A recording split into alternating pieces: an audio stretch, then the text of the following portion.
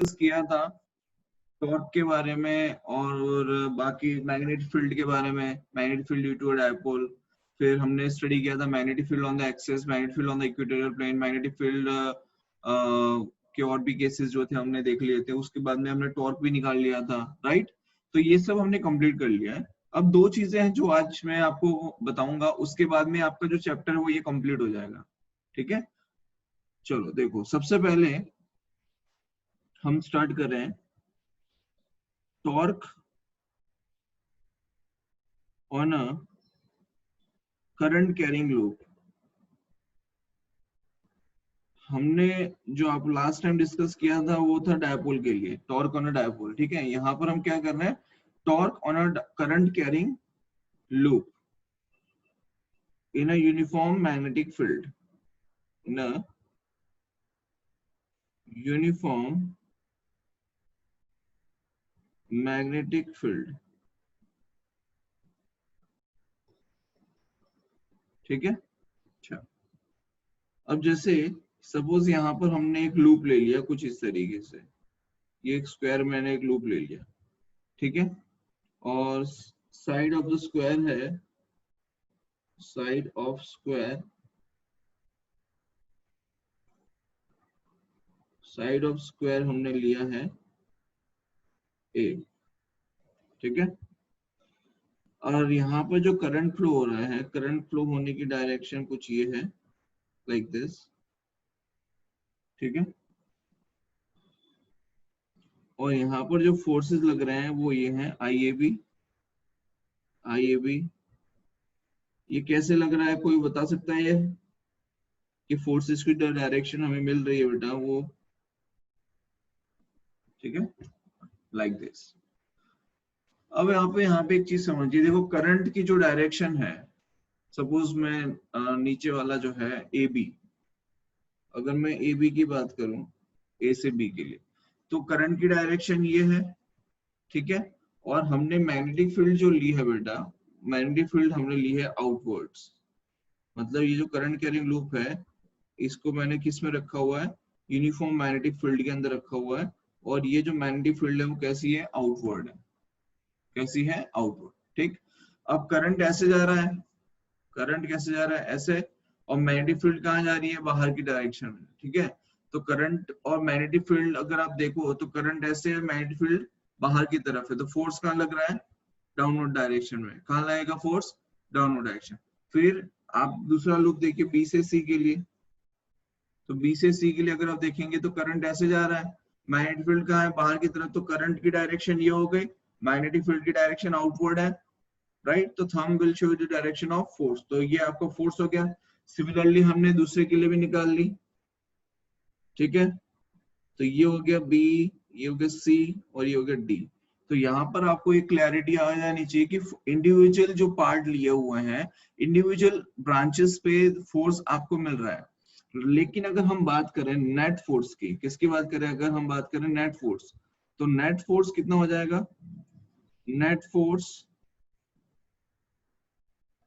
Is 0, net force क्या हो जाएगा, 0। तो ये, और दूसरा देखो ये मैंने लिख लिया एफ नेट इक्वल टू 0। दूसरा अगर आप देखें कि टॉर्क, नेट टॉर्क क्या आएगा, इस पे कोई बता सकता है, नेट टॉर्क क्या आएगा, एनीवन। तो नेट टॉर्क भी आ जाएगा 0, नेट टॉर्क क्या आ जाएगा, 0, 0। राइट। क्योंकि आप देख सकते हो कि कहीं ना कहीं ये जो फोर्सेस हैं एक दूसरे को खत्म कर रहे हैं। जब फोर्सेस 0 है, दैट मींस टॉर्क कितना हो जाएगा, 0, बिकॉज टॉर्क होता क्या है, R क्रॉस F होता है। जब नेट फोर्स ही 0 हो जाएगा तो नेट टॉर्क क्या हो जाएगा, 0 हो जाएगा। बोलो क्लियर है यहाँ तक, यस यस ओके ग्रेट। दूसरा देखिए, अब जैसे यहाँ पर हम जानते हैं कि ये हमारा मैग्नेटिक फील्ड है, ठीक है, ये मैंने ले लिया मैग्नेटिक फील्ड, ठीक। और ये मैग्नेटिक फील्ड के अंदर हमने क्या रखा है, एक लूप रखा है, ये हमने रख लिया लूप,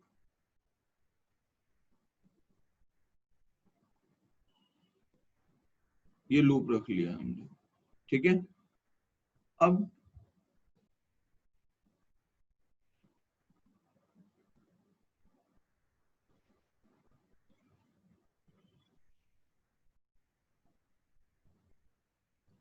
ये एक डॉटेड लाइन हमने ले ली, ठीक है, जिसके अबाउट अब हम उसमें क्या चेंज कर रहे हैं, देखो ये जो लूप है, अगर इस लूप को मैं थीटा एंगल पे रोटेट करूं कुछ इस तरीके से, लाइक दिस,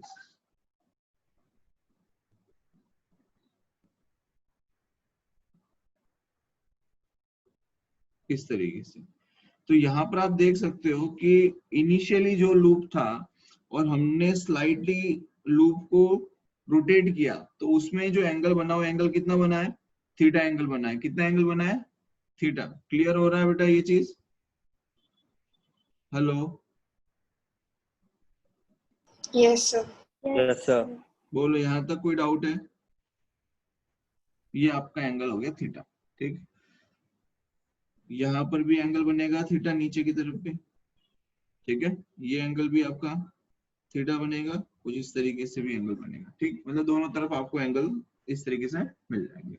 अगर हम इसे इसी कंसेप्ट को, मतलब ये जो हमने एक सर्कुलर एक क्लोज लूप जो लिया है, करंट कैरिंग लूप, अगर मैं इसे 2D में रिप्रेजेंट करना चाहूँ, कैसे रिप्रेजेंट करना चाहूँ, 2D के अंदर, तो 2D के अंदर जब मैं इसका टॉप व्यू देखूंगा, कौन सा व्यू देखूंगा, टॉप व्यू, ऊपर से जब मैं इसे देखूंगा तो मुझे क्या दिखाई देगा, वो देखो, ये जो आपको स्क्वायर दिखाई दे रहा है, ठीक है, इस स्क्वायर को जब आप देखोगे तो आपको स्क्वायर कैसा दिखेगा, सपोज ये मान लो आपका स्क्वायर है, ये स्क्वायर है, लेकिन जब आप इसे ऊपर से देखेंगे तो आपको क्या दिखाई देगा, आपको ये दिखाई देगा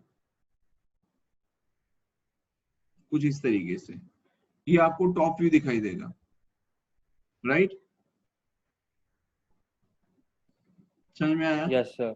और अगर हमने इसे ये कहा है कि थीटा एंगल पे रोटेट किया है, तो थीटा एंगल पे जब आप इसे रोटेट करेंगे तो ये सेंटर से, ये देखिए कुछ इस तरीके से ये हो जाएगा,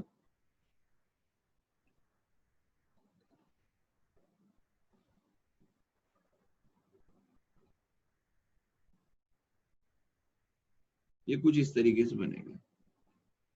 आई बात समझ में? और यहाँ पर मैग्नेटिक फील्ड लाइन आपको मिलेगी।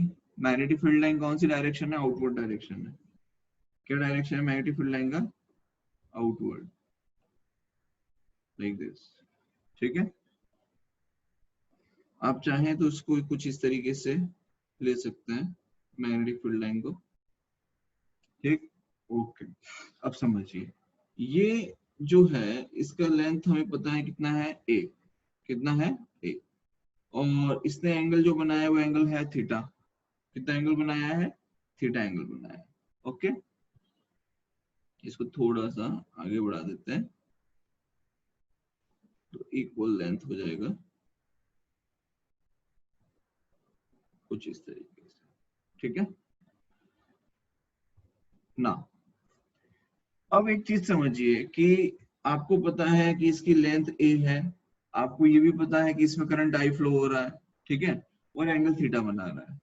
तो यहाँ पर इस सेंटर से अगर आप देखेंगे तो क्या ये डिस्टेंस, मतलब ये वाली लेंथ कितनी हो गई, a/2, सिमिलरली ये वाली लेंथ कितनी हो जाएगी, a/2, ठीक। तो यहाँ पर इस पॉइंट पे फोर्स इस तरफ लग रहा होगा और इस तरह इस पॉइंट पे इस तरफ फोर्स लग रहा होगा, राइट। तो यहाँ पर लगने वाला फोर्स जो है वो कितना होगा, IAB, और यहाँ पर भी लगने वाला फोर्स कितना होगा, IAB। बोलो, आई बात समझ में? बात समझ में आ रही है? यस। ओके।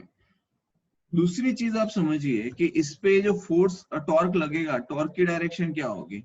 तो टॉर्क की डायरेक्शन को समझने के लिए आप समझिए कि आपने ये जो आर वेक्टर लिया है वो ये है, ये आपका आर वेक्टर है और फोर्स इस डायरेक्शन में लग रहा है,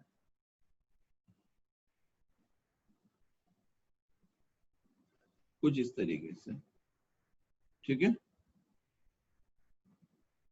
ये हमने ले लिया a/2, ये हमने ले लिया a/2, ये आपका फोर्स, ये भी आपका फोर्स है। अब आप समझिए कि r ये है और फोर्स की डायरेक्शन ये है, तो r क्रॉस f करेंगे, r ये है आपका, फोर्स की डायरेक्शन ये है, तो r क्रॉस f करेंगे तो टॉर्क कहाँ मिलेगा, अंदर की तरफ मिलेगा, यस और नो। तो यहाँ पर जो टॉर्क मिलेगा, टॉर्क के लिए हम क्या लिखते हैं बेटा, r क्रॉस f, क्या लिखते हैं, r क्रॉस f।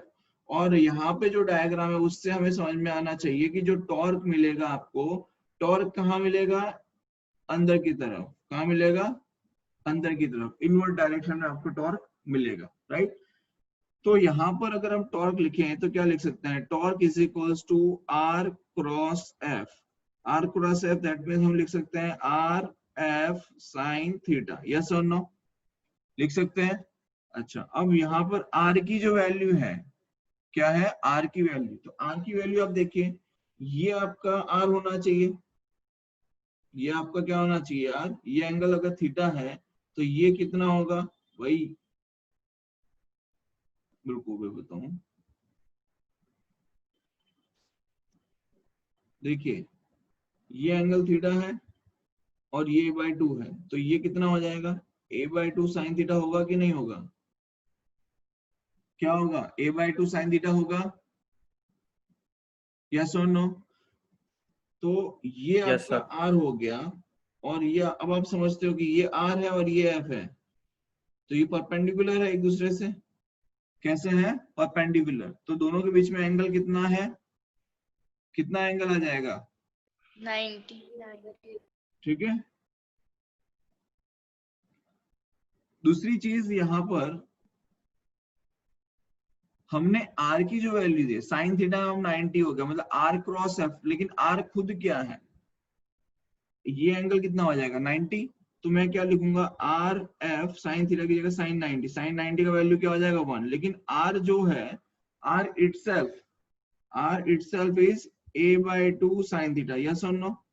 तो यहाँ पर r की वैल्यू लिखेंगे a/2 sine theta into f, लिख सकते हैं। और F की वैल्यू अगर आप देखें, ये जो फोर्स है, फोर्स कितना है, तो I/A/B into a/2 sine theta, तो क्या लिखेंगे I/A²/2 into B sine theta, लिख सकते हैं, यस और नो। लेकिन यहां पर अब आप एक चीज समझिए कि ये जो हमने निकाला, this is only for half length, only for half length, क्योंकि हमने अभी सिर्फ ये इसका ही हमने टॉर्क निकाला है a/2। अगर मैं इसका निकालूं रिमेनिंग a/2 का, तो क्या वो भी उतना ही आएगा, वो भी उतना ही आएगा।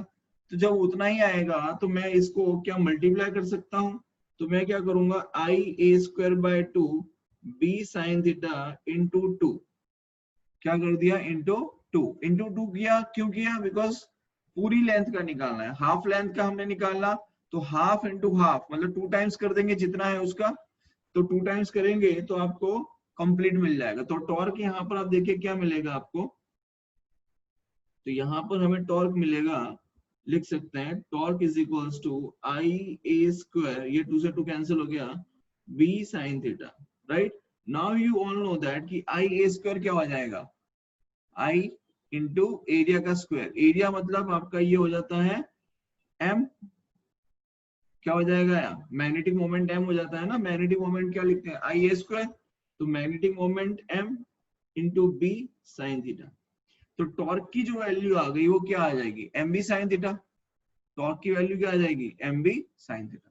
तो यहाँ पर एक चीज तो क्लियर है कि अब जो क्रॉस प्रोडक्ट होगा वो मैग्नेटिक मोमेंट और मैग्नेटिक फील्ड के बीच में होगा।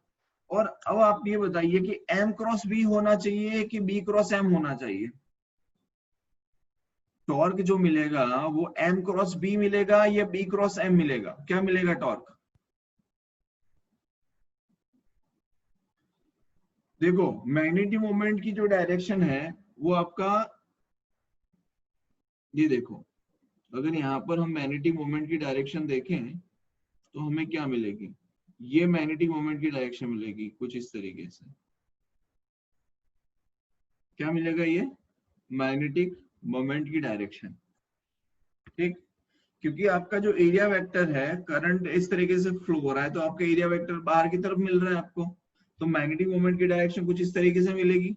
तो magnetic moment m cross b आप करोगे, m क्रॉस b जब आप करोगे तभी तो आपको टॉर्क अंदर की तरफ मिलेगा, यस और नो।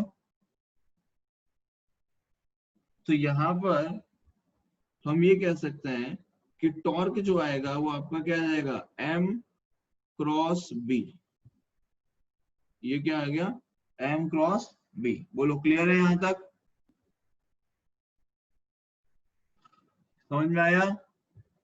ये इस तरीके का टॉर्क हमने फाइंड किया था फॉर अ डायपोल, फाइंड किया था ना मैग्नेटिक डायपोल के लिए।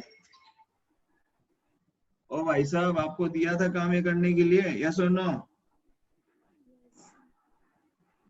Yes sir. हाँ, तो ये वही है, ठीक है? बोलो क्लियर है यहां तक? अरे फॉर्मूला तो वही आया ना बेटा, टॉर्क इक्वल्स टू m की साइन थीटा भी आपने पहले यही निकाला था, यस और नो? Yes. Yes, वही तो sir. निकला है, सिर्फ हमने यहाँ पे क्या लिया है, करंट कैरिंग लूप लिया है, वहां पर सिंपल हमने क्या लिया था, डायपोल लिया था, राइट? ओके, अब दूसरी चीज समझिए।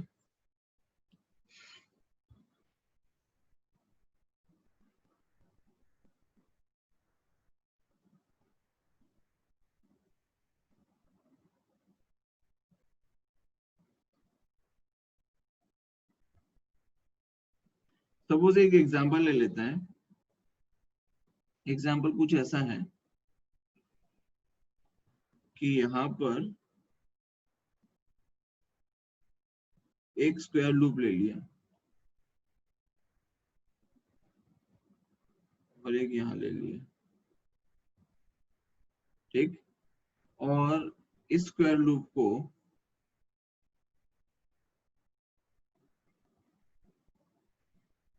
हमने कुछ इस तरीके से मैग्नेटिक फील्ड के अंदर रखा हुआ है। किसमें रखा है, मैग्नेटिक फील्ड के अंदर, और magnetic field acts in the outward direction.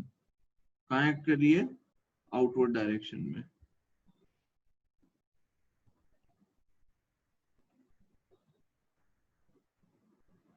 Magnetic field is outward direction, and जो करंट की डायरेक्शन है लूप में वो कुछ इस तरीके से है, देखिए।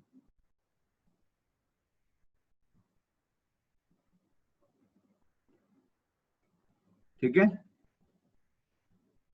तो पहली चीज तो ये कि which one is stable, which one is stable, दोनों में से कौन सा स्टेबल है बताइए? Which one is stable, both of them? पहला वाला या दूसरा वाला, कौन सा स्टेबल है? स्टेबल होने की कंडीशन आप जानते हैं कि जब आप उसे रिलीज करते हैं तो it will do angular SHM and it will try to regain its original position, ठीक है? बताइए कौन सा स्टेबल है दोनों में से? Second one. सेकंड वाला स्टेबल है, क्यों?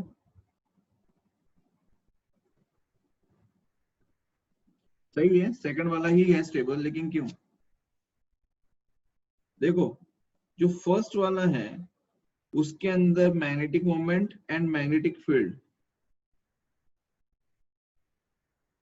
इन दोनों के बीच में जो एंगल बन रहा है वो कितना एंगल बन रहा है पहले ये देखो। करंट की डायरेक्शन पे से आपको आइडिया लग जाना चाहिए कि मैग्नेटिक मोमेंट, आप मुझे बताओ करंट कैसे जा रहा है, क्लॉकवाइज एंटी क्लॉकवाइज? क्लॉकवाइज जा रहा है, ऐसे जा रहा है, तो मैग्नेटिक मोमेंट की जो डायरेक्शन आ रही है वो कहाँ जाएगी, अंदर या बाहर?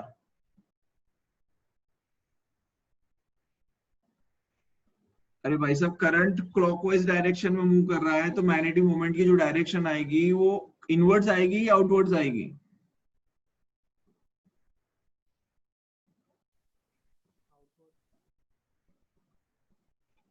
मैग्नेटिक मोमेंट की जो डायरेक्शन है वो इनवर्ड्स आएगी या आउटवर्ड्स आएगी देव मोदी?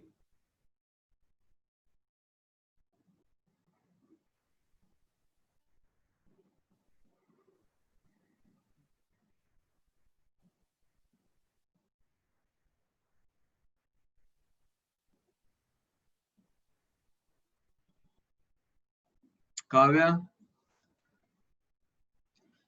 भाई करंट ऐसे जा रहा है ना क्लॉकवाइज, तो मैग्नेटिक मोमेंट की डायरेक्शन कहाँ जाएगी? इनवर्ड्स जाएगी। कहाँ जाएगी? इनवर्ड्स। तो मैग्नेटिक मोमेंट इनवर्ड्स है और मैग्नेटिक फील्ड आउटवर्ड्स है, तो एम और बी के बीच में एंगल कितना आ जाएगा? 180 डिग्री आएगा कि नहीं आएगा? कितना आ जाएगा? 180 डिग्री। और सेकंड केस देखो, सेकंड केस में एम और बी एंगल कितना आएगा दोनों के बीच में? 0। कितना आएगा? क्योंकि करंट ऐसे जा रहा है तो मैग्नेटिक मोमेंट बाहर है, मैग्नेटिक फील्ड भी बाहर है, दोनों के बीच में एंगल कितना आ जाएगा? 0। तो ये जो है सेकंड वाला वो कैसा रहेगा? Stable.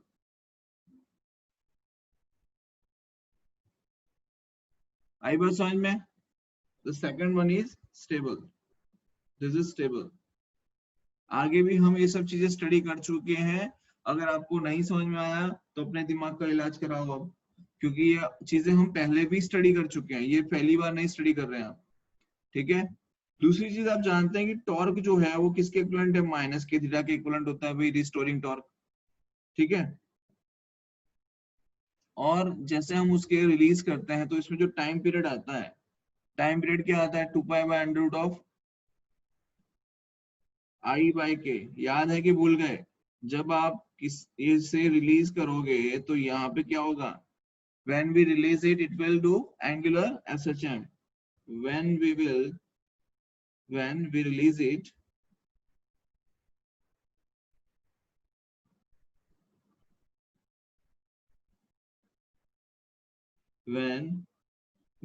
release it, it will do angular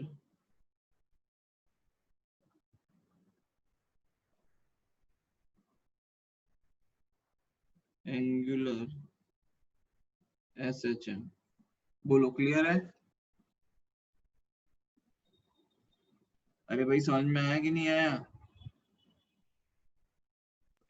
yes sir. चलो इस पे से एक क्वेश्चन देखो।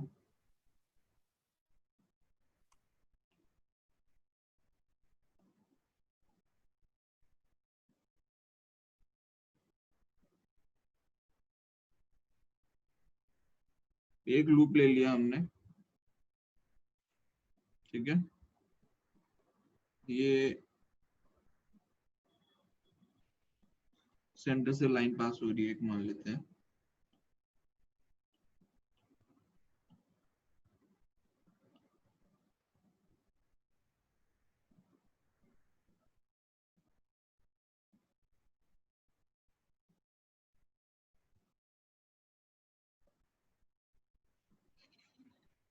और मैग्नेटिक फील्ड जो है वो आउटवर्ड डायरेक्शन में, और इस सर्कुलर लूप को हमने उसी मैग्नेटिक फील्ड में रखा हुआ है, ठीक।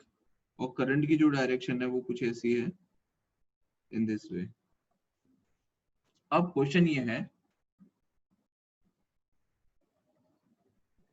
कि if ring is slightly rotated, question क्या है कि if ring is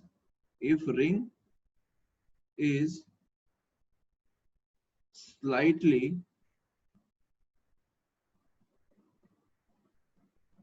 rotated at least, then find out the time period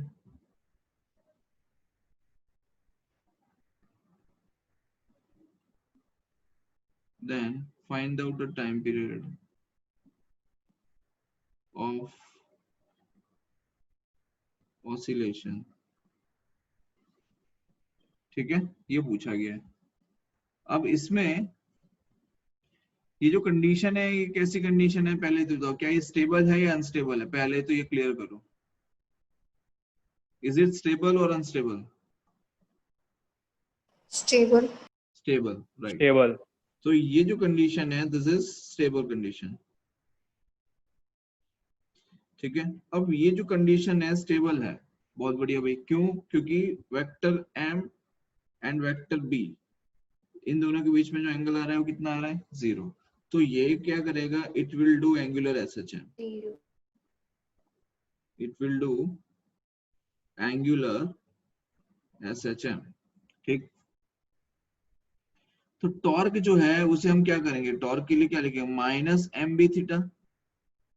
भाई स्लाइट रोटेशन करेंगे तो क्या लिखेंगे, torque is equal to minus M B theta, right. अब टॉर्क इज इक्वल टू क्या लिख सकते हैं, माइनस एम, एम यहाँ पर देखो क्या हो जाएगा, मैग्नेटिक मोमेंट क्या निकालोगे, I into pi r square, yes और नो। तो ये हो जाएगा I into pi r square into B theta. अब I into pi r square, इसे हम ले लेते हैं कांस्टेंट के, और इसको कंपेयर करते हैं किसके साथ में, torque is equals to minus K theta के साथ आप कंपेयर कीजिए, सॉरी ये पूरा लेंगे, ठीक है। तो टॉर्क इज इक्वल, ये मान लो इक्वेशन 1, ये मान लो इक्वेशन 2। तो आप देख सकते हैं यहाँ पे कि ये जो I into pi r square B है, इसे हम ले सकते हैं के, लिख सकते हैं कि नहीं। तो अगर आपसे पूछा जाए कि इस ऐसे सिचुएशन में आपसे पूछा जाए टाइम पीरियड, तो टाइम पीरियड के लिए आप क्या लिखेंगे, टाइम पीरियड के लिए आपको पता है दैट हम लिखते हैं 2 pi under root of I by K. इसमें आई क्या होता है, मोमेंट ऑफ इनर्शिया, क्या होता है, मोमेंट ऑफ इनर्शिया, और के क्या है, के ये आपका जो कांस्टेंट है, ठीक है। देखिए तो t is equals to 2 pi under root of I by K, तो मैंने पहले लिख दिया आई, और k की जो वैल्यू है वो है आई पाई आर स्क्वायर इंटू बी, ठीक। अरे सॉरी, ये जो है आई, मोमेंट ऑफ इनर्शिया कितना हो जाएगा इसका, एम आर स्क्वायर बाय 2, कितना हो जाएगा, एम आर स्क्वायर बाय 2, ठीक है। तो आर स्क्वायर से आर स्क्वायर जाएगा, तो टाइम पीरियड जो बचेगा वो कितना आएगा, t is equals to 2 pi under root of am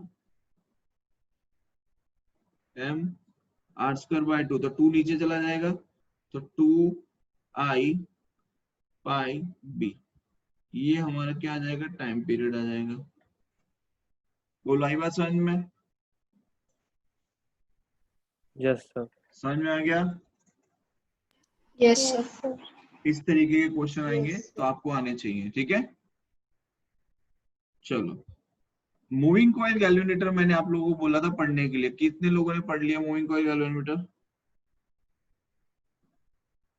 moving coil galvanometer किस किसने पढ़ लिया है,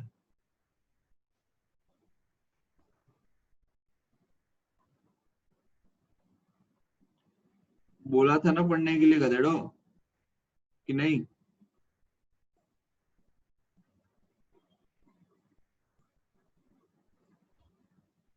अरे पढ़ा कि नहीं पढ़ा भाई, मूविंग कॉइल गैल्वेनोमीटर, ठीक है। चलो देखो, हम इसमें क्या करते हैं, पहली चीज तो मूविंग कॉइल गैल्वेनोमीटर जो है उसका प्रिंसिपल क्या है, तो its working is based on the fact that when a current carrying coil is placed in a uniform magnetic field, it experiences a torque, ठीक है। ये हमने ऑलरेडी स्टडी किया अभी कि करंट कैरिंग जो लूप है उसको जब आप प्लेस करते हैं यूनिफॉर्म मैग्नेटिक फील्ड के अंदर तो उस पे टॉर्क लगता है, यस और नो।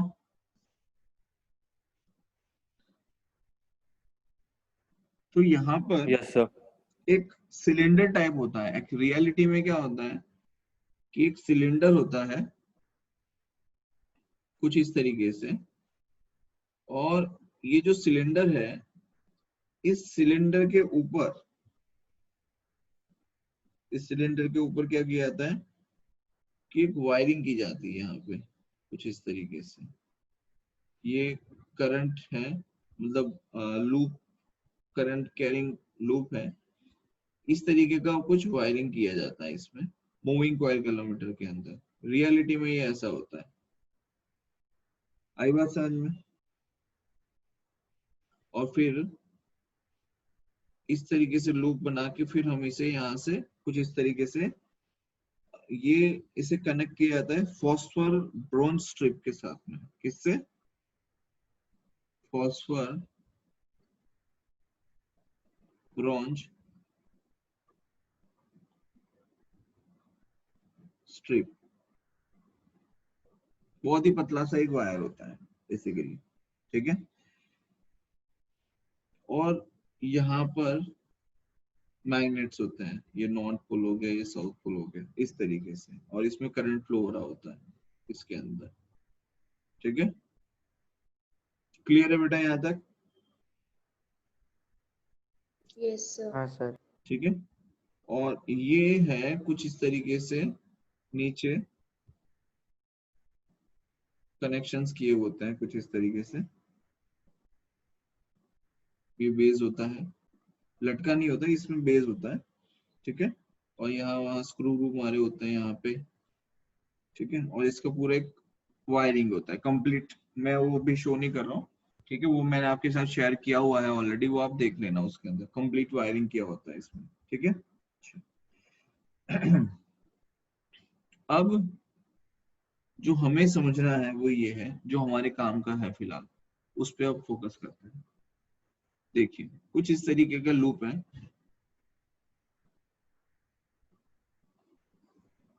ये तो नहीं बना पाएंगे, देखो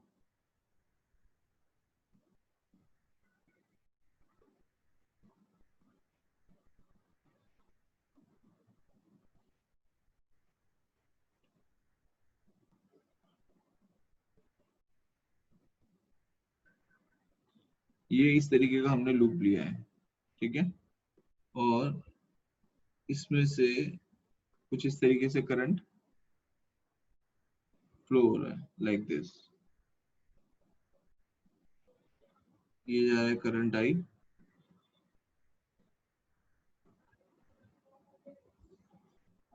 ये आपका करंट आई फ्लो हो रहा है, ठीक है। और यहाँ पर कुछ इस तरीके से ये नॉर्थ पोल और ये साउथ पोल, ये मैग्नेट्स रखे हुए हैं, ठीक है। और उसकी मैग्नेटिक फील्ड लाइंस एक्ट करती है उसके ऊपर, ठीक है। लेकिन यहाँ पर एक चीज है, अभी जो मैंने मैग्नेट शो किया आपको north pole and south pole, reality में हम जो मैग्नेट्स लेते हैं वो कुछ इस तरीके के लेते हैं, इस तरीके से लिया जाता है। क्यों लिया जाता है वो भी मैं आपको बताऊंगा, ये नॉर्थ ये साउथ, ठीक है। और ये कुछ इस तरीके से चलता है लाइक दिस,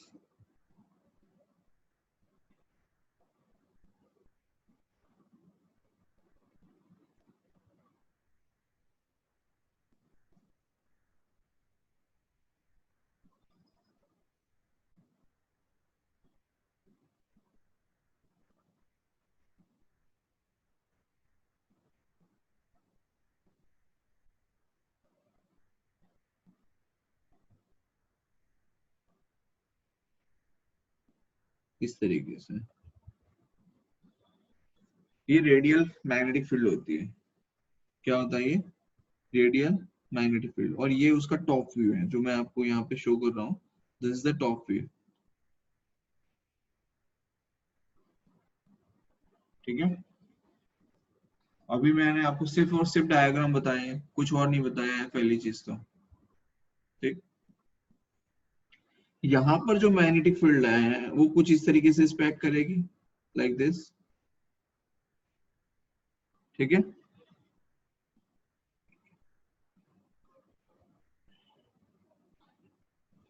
अब जैसे कि आप जानते हैं कि यहाँ पर करंट कैरिंग लूप है, तो डेफिनेटली आपको यहाँ पर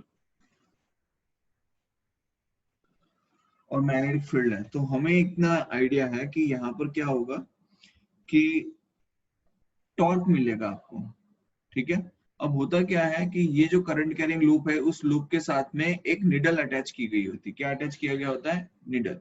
तो जैसे कि आप जानते हैं कि जब एक लूप रोटेट होता है, क्या होता है लूप रोटेट होगा, तो जब ये करंट कैरिंग लूप रोटेट होगा तो इसके साथ साथ वो जो हमने नीडल अटैच की गई है, आपने देखा होगा गैल्वेनोमीटर के ऊपर एक नीडल लगी होती है, राइट, वो लेफ्ट राइट होती रहती है। तो यहाँ पर क्या है कि वो जो नीडल हमने अटैच की है वो नीडल लूप के साथ साथ रोटेट होगी, वो नीडल क्या होगी लूप के साथ साथ रोटेट होगी। ठीक, अब यहाँ पे क्या हो रहा है कि जो उसमें टॉर्क लग रहा है, क्या लग रहा है, टॉर्क। तो यहाँ पर जो टॉर्क लगेगा वो आप जैसे जानते हैं, मैंने आपको बताया अभी कि ये वायर के साथ में हमने कुछ इस तरीके से कनेक्ट किया हुआ है। ठीक है, तो यहाँ पर ये हम कह सकते हैं टॉर्सलिन वायर के बारे में आपने सुना होगा, टॉर्सलिन वायर। ठीक है, तो यहाँ पर जो रोटेशन हो रहा है, आप उसे के थीटा लिखें, सी थीटा लिखें, सी इज द कांस्टेंट। इसे हम इक्वेट कर सकते हैं torque is equal to M B sine alpha के साथ में। किसके साथ में, एम बी साइन अल्फा। ठीक है, तो ये C theta is equal to क्या हो जाएगा, एम बी साइन अल्फा। तो एम जो है आपका मैग्नेटिक मोमेंट है, और मैग्नेटिक मोमेंट को हम क्या लिखते हैं, आई इंटू एरिया। क्या लिखते हैं, I into area, B sine alpha. ठीक है, तो करंट जो आएगा, करंट का वैल्यू क्या आ जाएगा, C theta by A B sine alpha. ये किसका वैल्यू है, करंट की वैल्यू होगी। I is equal to C theta by A B sine alpha. Clear है यहाँ तक। अब यहाँ पे हमारे सामने जो प्रश्न खड़ा होता है वो ये होता है, आप चाहो तो एक चीज और, ये सी चाहो तो सी लिख लेना, के चाहो तो के लिख लेना। ठीक है, चलो मैं के कर देता हूँ, नया कांस्टेंट फालतू में नहीं इंट्रोड्यूस करना है, के से ही काम चला लेते हैं अभी। ठीक है, तो अब आप एक चीज समझिए यहाँ पर कि यहाँ पर हमारे पास में थीटा भी आ रहा है और अल्फा भी आ रहा है, दो एंगल आ रहे हैं। तो जब दो एंगल आएंगे तो आपको कैसे पता चलेगा कि भाई रोटेशन जो हो रहा है उसमें हमें थीटा लेना है कि अल्फा लेना है। ठीक है, तो हमने क्या किया कि हमने यहाँ पर, मैंने आपको बताया कि ये जो मैग्नेट है, ये मैग्नेट कौन सा है, हॉर्सशू मैग्नेट है। कौन सा मैग्नेट लिया है, हॉर्सशू मैग्नेट। ठीक है, हॉर्सशू मैग्नेट की खासियत ये होती है कि इसकी जो मैग्नेटिक फील्ड लाइंस होती है वो कैसी होती है, रेडियल होती है। कैसी होती है, रेडियल। मतलब कि अगर आप देखें, सपोज यहाँ पर मैं लूं, फिर से एक बार मैं बताता हूँ आपको,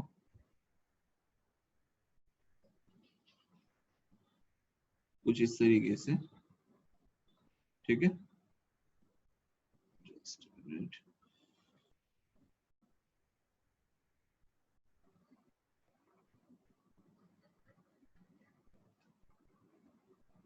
देखिए,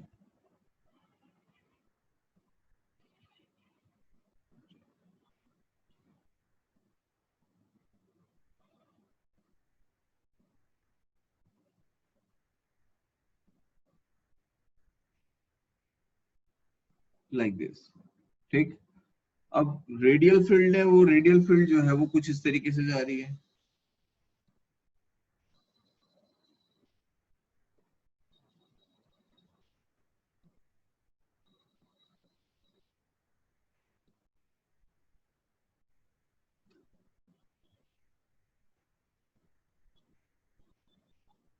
लाइक दिस, ये आपकी रेडियल फील्ड है। ठीक है, और ये हम मान लेते हैं यहाँ पे हमने करंट कैरिंग लूप ले लिया। ठीक है, और जब आप इसे थीटा से रोटेट करेंगे, किससे, थीटा से जब रोटेट करेंगे तो ये कुछ ऐसा हो जाएगा, लाइक दिस।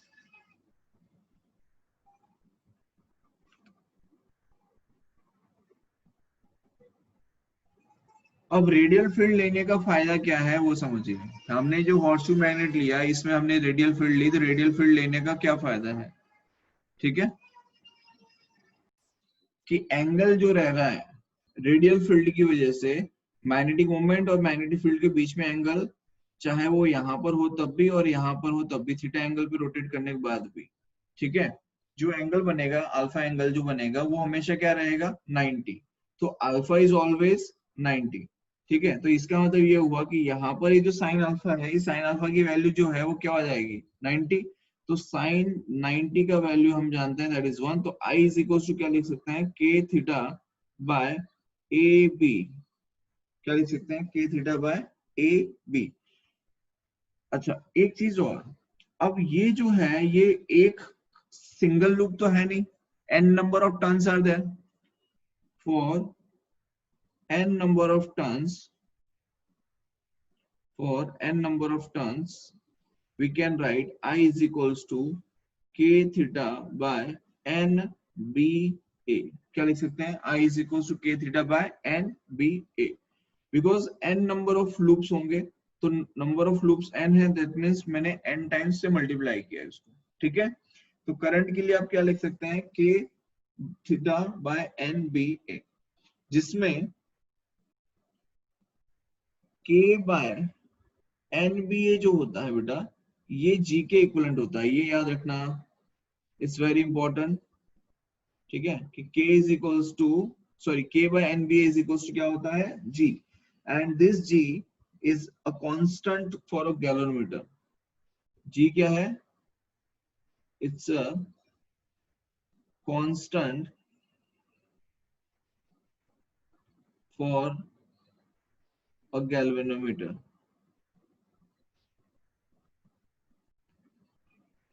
बोलो कोई दिक्कत?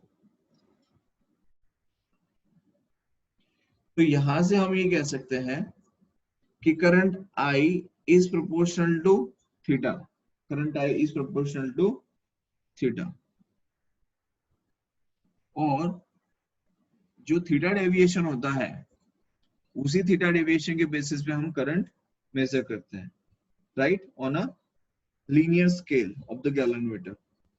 ठीक है? दूसरी चीज, दो टर्म्स आती है जो आपके बोर्ड एग्जाम्स के लिए इंपॉर्टेंट है, जिसे हम कहते हैं करंट सेंसिटिविटी. पहला टर्म है करंट सेंसिटिविटी. अब करंट सेंसिटिविटी क्या होती है? तो हम इसे कहते हैं current sensitivity of a galvanometer is defined as the deflection produced in the galvanometer when a unit current flows through it. क्या कहते हैं? Current sensitivity of a galvanometer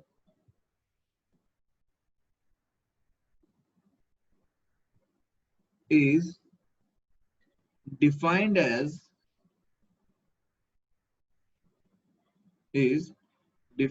as the deflection of the deflection produced in the galvanometer, the deflection produced in the galvanometer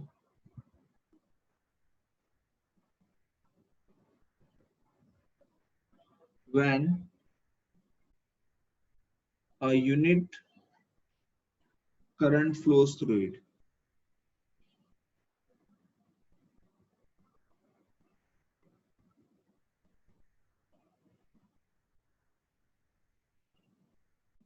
ठीक है? तो हम ये कह सकते हैं करंट सेंसिटिविटी I ऐसे रिप्रेजेंट करेंगे, is equals to theta by I. ठीक है? और थीटा बाय I अगर आप देखें यहाँ पर, ये थीटा बाय I, तो हम क्या लिख सकते हैं थीटा बाय I के लिए? NBA बाय K, ये लिख सकते हैं. ठीक है?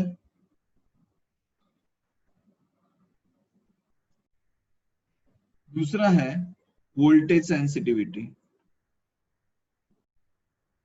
तो वोल्टेज सेंसिटिविटी को हम कहते हैं that voltage sensitivity of a galvanometer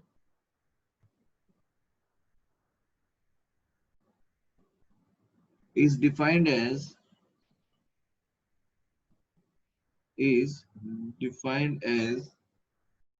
the deflection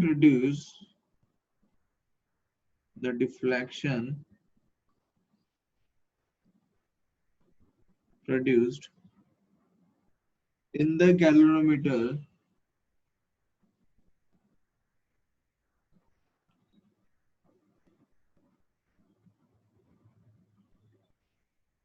when a unit voltage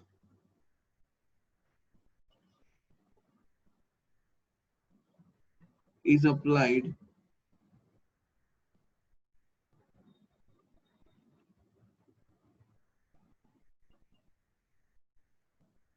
across the two terminals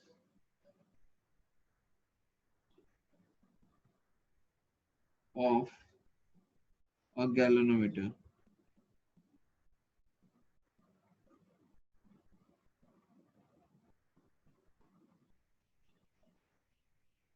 ठीक, और इसे रिप्रेजेंट करते हैं Vs is equal to theta by V से। ठीक है, थीटा का वैल्यू जैसे कि आप जानते हैं, क्या लिखते हैं थीटा के लिए? Theta V is equal to हम लिख सकते हैं IR।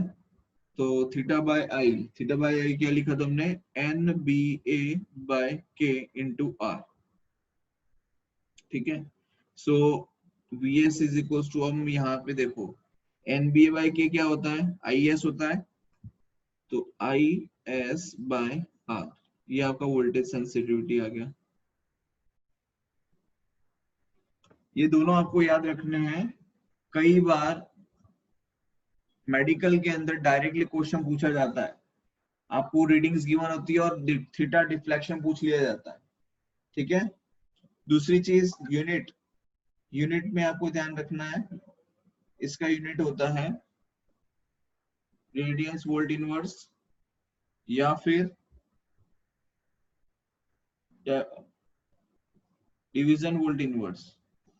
सिमिलरली करंट सेंसिटिविटी के लिए रेडियन एम्पियर इनवर्स या फिर डिवीजन एम्पियर इनवर्स, ये यूनिट ध्यान रखना।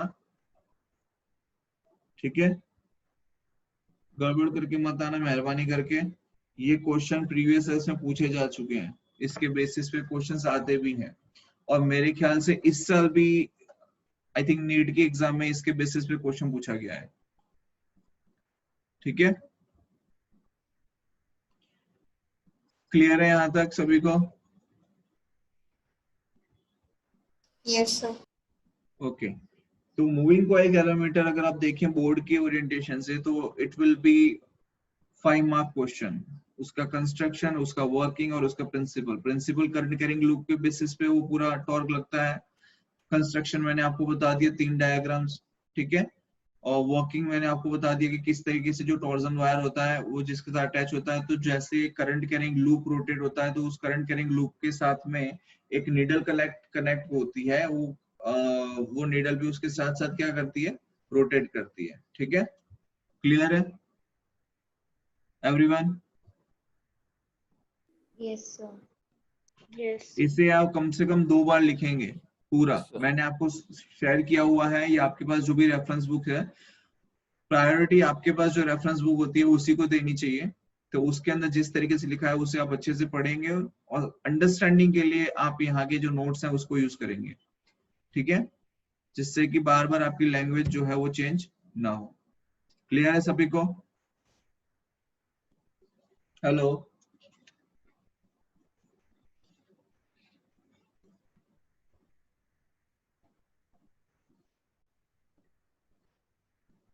ओके।